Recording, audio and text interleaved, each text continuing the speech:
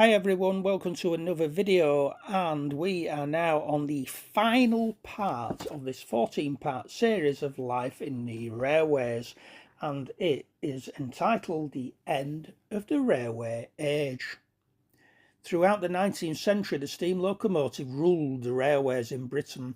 As the 20th century dawned, it seemed that steam's triumph was assured when on the 9th of May 1904 the Ocean Mail train, headed by Great Western Railway's city of Truro, passed a magnificent figure of 100 miles per hour.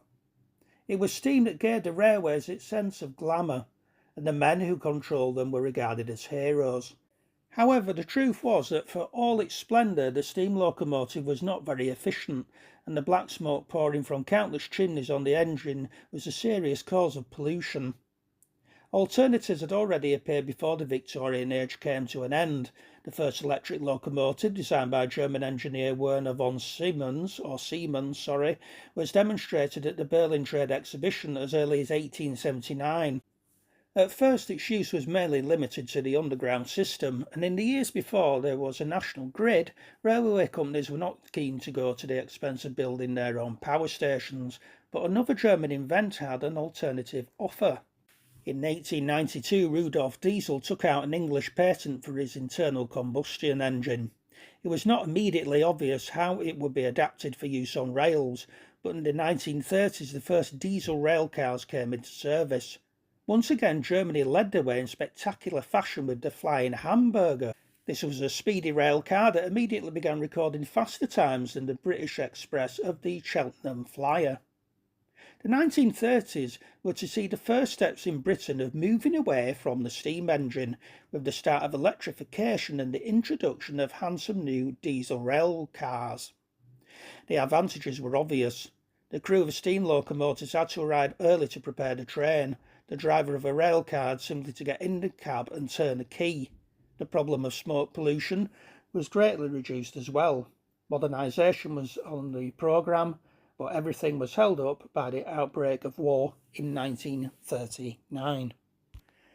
After the second big disagreement, there were two main problems to be solved: how to modernise an ageing stock of locomotives, and how to make a system designed for the Victorian era pay in the age of motor cars and trucks.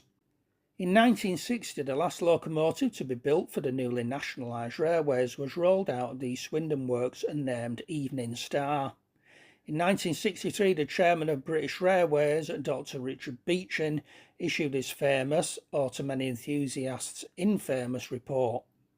It called for the wholesale closure of uneconomic branch lines. In the 1960s, some 5,000 miles of track were shut and over 3,000 stations closed. It seemed as if the days of steam truffing along the romantic little branch lines were gone forever. However, enthusiasts were soon heading to Wales and the locomotive graveyard of Barry Scrapyard, buying up the old engines to run again on restored lines. Thanks to their efforts, we can still enjoy the golden age of the steam railways. So there you go, folks. There ends the series of Life on the Railway. I really do hope you have enjoyed it. Thank you so much for everyone watching my videos. There are also other videos available on my channel on just about everything. Quite obviously you will know it's called Handy to Know now. But yeah, it's just anything and everything. So get yourself on there and have a look, and if you want me to do another series, give us an idea on what you want me to do it about, and I will have a go at doing it for you. So without further ado, folks, I bid you all farewell and goodbye for now.